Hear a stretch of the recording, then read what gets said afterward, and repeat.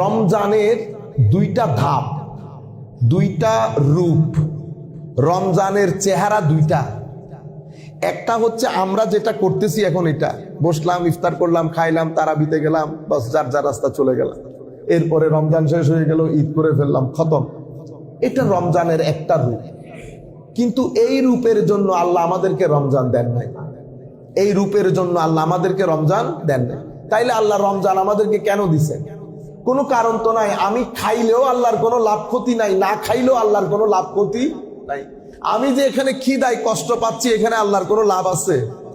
তাইলে মাওলা আপনি আমাকে এই কাজে কেন ডাললেন? এটা আমার কেন প্রয়োজন? এই জন্য রমজানের আসল বিষয়টা বোঝা বড় জরুরি।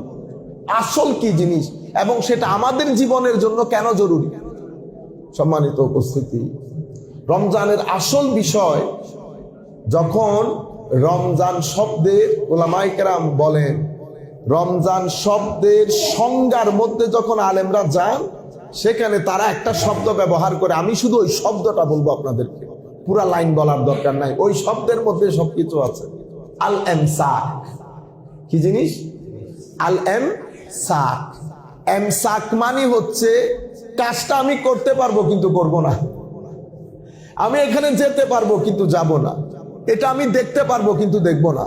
মানে নিজেকে আমি বিরত রাখবো এই কাজগুলা থেকে। এটার নাম এমসাক।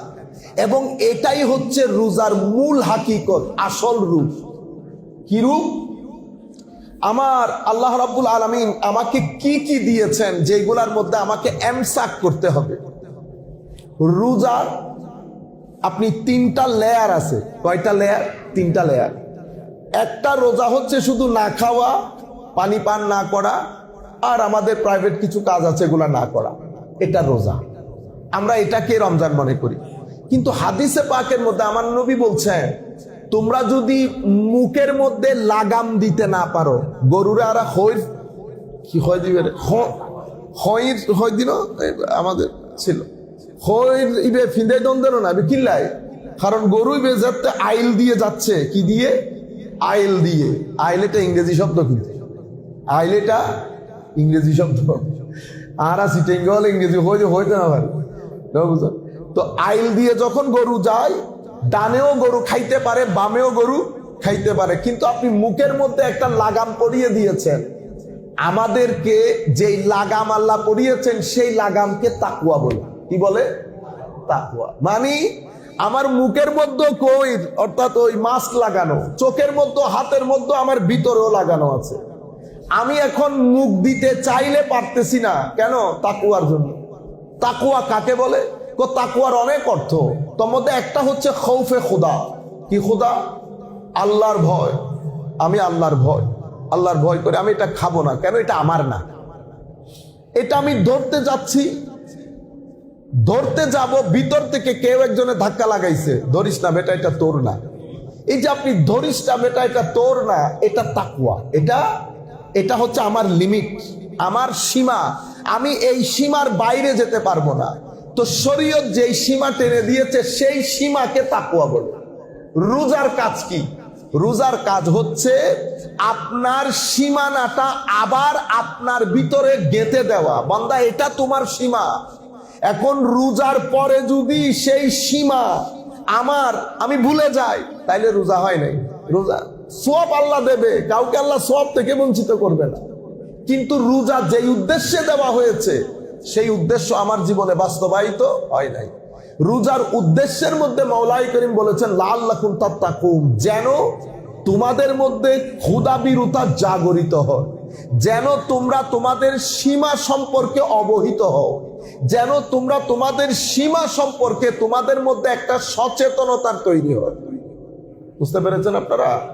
এখন এক লেয়ারের মধ্যে তো খানা পিনা।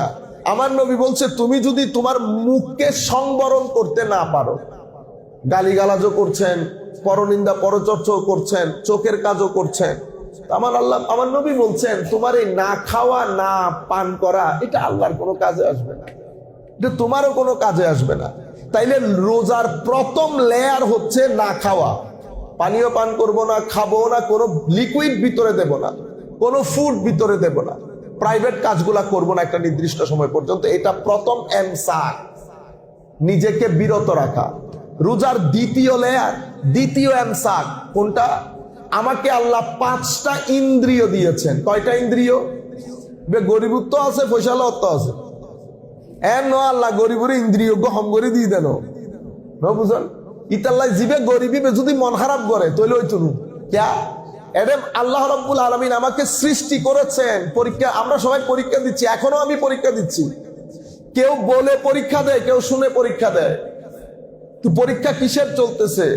ধৈর্য এবং শুকর, আল্লাহর প্রতি কৃতজ্ঞতা, এই দুইটার পরীক্ষা চলতেছে।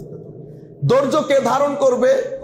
যার জিনিসপত্র তার প্রয়োজনের তুলনায় কম, সেই ব্যক্তি ধৈর্য ধারণ করবে। তার পরীক্ষা কিসের? ধৈর্যের। আর যার প্রয়োজনের তুলনায় মাল মেটেরিয়াল বেশি, সেই ব্যক্তি পরীক্ষা দিচ্ছে শুকরের। কিসের? শুকরের। দুইজনই পরীক্ষা দিচ্ছে। বলেন তো দেখি কোন পরীক্ষা সহজ?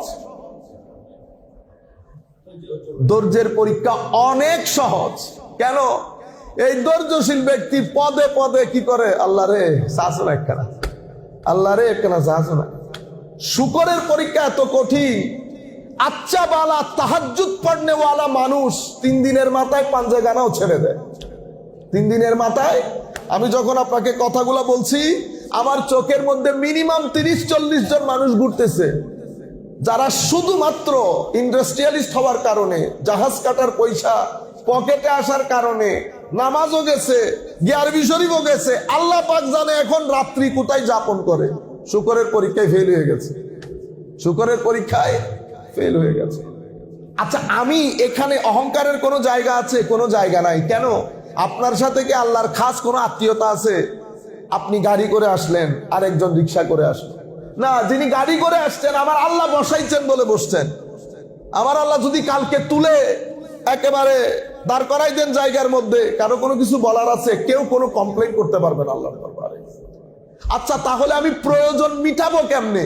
সেই কারণে আমার আল্লাহ পবিত্র কোরআনের প্রথম সূরা, নাম কি? সূরাতুল ফাতিহা, গেটওয়ে, কোরআনের মেইন গেট, কোরআনের মেইন গেট, যেটা আমরা সার্বক্ষণিক পড়ি। কিন্তু এটা কত মহান সূরা আপনারা জানেন? জানেন? আল হাদিসে পাকের মধ্যে আমার নবী বলছেন, আল্লাহ পৃথিবীতে যত কিতাব নাজিল করেছে সমস্ত কিতাবের জ্ঞান আল্লাহ সূরা ফাতিহার মধ্যে রেখেছে। যিনি সূরা ফাতিহা বুঝতে পেরেছেন উনি 4 কিতাব বুঝে ফেলেছেন। যিনি ফাতিহাকে ধারণ করেছেন উনি 4টা কিতাব ধারণ করেছেন। সূরা ফাতিহার মধ্যে মাওলাই কারীম এত বেশি জ্ঞান ভান্ডারের সংযুক্তি করেছেন সূরাতুল ফাতিহার মধ্যে। সেই সূরাতুল ফাতিহার মধ্যে আল্লাহ আল্লাহর 5টা বৈশিষ্ট্য বর্ণনা দিয়েছেন, আল্লাহর 5টা রূপ বর্ণনা দিয়েছেন, আল্লাহর 5টা গুণ বর্ণনা দিয়েছেন। কি বলেছেন? আলহামদুলিল্লাহি রাব্বিল আলামিন। লিল্লাহিয়ত বর্ণিত হয়েছে। লিল্লাহিয়ত মানে কি? লিল্লাহিয়ত মানে হচ্ছে আমার আপনার কুল কায়নাতের ইবাদতের সিজদার একচ্ছত্র মালিক আল্লাহ। কেন? কারণ সবকিছু আমার, আমি করেছি, আমি করেছি। তোমার মতো মানুষকে আমি মাটি থেকে পানি বের করে সেই পানি তোমার পিতার পিঠে দিয়ে, সেখান থেকে মায়ের পেটে দিয়ে যোগ বানিয়েছি, যোগ থেকে মাংস বানিয়েছি, মাংস থেকে বারামাবিক যেতে যেতে যেতে তোমার উপর গুস্ত চড়াইছি, হাড্ডি দিয়েছি, শ্রবণ শক্তি, দৃষ্টি শক্তি দিয়ে নতুন মানুষ রূপে তোমাকে আমি সৃষ্টি করেছি, কেউ করে নাই। আর সেই তুমি দুনিয়াতে এসে আমাকে ভুলে গেছো। হাঁটুর বাড়ি দাও, কুনির বাড়ি দাও, মানুষকে অহংকারে ফুলায় আছে। এটা মাওলাই করিম করেছে। সেই কারণে ইবাদতের মালিক কেউ না। সিজদা, তোমার মাথা যদি নত করতে হয় আমার কদমে নত করবা। লিল্লাহ, ইবাদতের একচ্ছত্র মালিক এটা আল্লাহর। এটাকে বলে উলুহিয়ত। এটাকে কি বলে? উলুহিয়ত। উলুহিয়ত মানে ইবাদতের একমাত্র মালিক আল্লাহ। আপনি আল্লাহকে মালিক মানছেন, আপনি মনে করতেছেন আপনাকে মুক্তিও আল্লাহ দেন, রিজিকও আল্লাহ দেন, কিন্তু আরেকজন মূর্তি পূজা সামনে মাথা নত করছেন বা সিজদা করছেন, তাইলে আপনি কি হইল না? আল্লাহর একচ্ছত্র মালিকানা আপনি আপনার জীবনে বাস্তবায়ন করতে পারেন নাই। তাইলে আলহামদুলিল্লাহ উলুহিয়ত, রব্বুল আলামিন রুবুবিয়ত। রব মানে কি? রব মানে প্রতিপালক। প্রতিপালক মানে কি? তো যিনি আমার প্রয়োজন পূর্ণ করেন, আমার কি প্রয়োজন? আমার সব প্রয়োজন। খাওয়া প্রয়োজন আছে, জমি প্রয়োজন আছে, শ্বাস প্রশ্বাস নেওয়ার প্রয়োজন আছে। আমার যত প্রয়োজন, সব প্রয়োজন পুরানকে আল্লাহ, সব প্রয়োজন পুরানকে আল্লাহ। তো প্রয়োজন যেহেতু আমার আল্লাহ পুরাই দেবেন, সেই হেতু আমার আল্লাহ পরবর্তী আয়াতে নিজের পরিচয় দিচ্ছেন, বান্দা কখনো মন খারাপ করিস না। কম থাকুক বেশি থাকুক, গরম লাগুক ঠান্ডা লাগুক, কখনো মন খারাপ করিস না। আমি কিন্তু আর রহমান আর রহিম, আমি অসম্ভব দয়ালু। কত আজীব বিষয় না? অসম্ভব দয়ালু আমার আল্লাহ বলছেন। এখানে ইচ্ছে করলে আল্লাহ নিজেকে জাব্বার বলতে পারতেন, কাহার বলতে পারতেন, না, আল্লাহ নিজের পরিচয় তুলে ধরার সময় বলছে আমি অসম্ভব দয়ালু, আর রহমানও আর রহিমও। আর আমি যখন বান্দা দুনিয়াতে তোমার উপর দয়া করি, আমি তোমার চেহারা দেখি না, আমাকে মানো কি মানো না, নামাজ পড়ো কি পড়ো না, বিশ্বাস করো কি করো না, আমি দেখি না। আমি দেখি শুধু তোমার প্রয়োজন আছে কি প্রয়োজন। এই প্রয়োজনের ক্ষেত্রে যারা আল্লাহকে মানছে তারাও চেয়ারে বসতেছে, যারা মানতেছে না তারাও চেয়ারে বসতেছে, যারা আমার আল্লাহকে বিশ্বাসই করে না তারাও ভাত পাচ্ছে। কারণ মাওলায়ে করিম রব্বুল আলামিন, কুল কায়নাতের প্রয়োজন যিনি ফিল আপ করে তাকে রব বলে। তো এটা হচ্ছে রুবুবিয়ত। কয়টা পাইলাম? তিনটা। একটা হচ্ছে উলুহিয়ত, একটা রুবুবিয়ত, আর রহমানের মধ্যে রাহমানিয়ত, রহিমের মধ্যে রহিমিয়ত, মালিকি ইয়াউমিদ্দিনের মধ্যে মাওলায়ে করিমের মালিকিয়ত। পাঁচটা।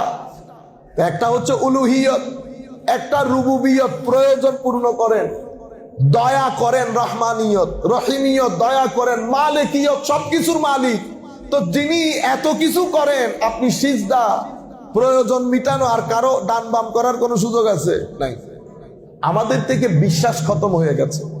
আমার আল্লাহ বলছেন তোমার প্রয়োজন আছে তো? তোমার কি মনে হয় আমি জানি না তোমার প্রয়োজন আছে? আমি যে অভাবের মধ্যে আছি আল্লাহ জানেন না? আপনাদের কি মনে হয় জানেন না? আমার আল্লাহ জানে আপনার কি প্রয়োজন, আপনাকে কতটুকুন দিয়েছেন, আমার আল্লাহর চেয়ে বেশি কেউ জানে না।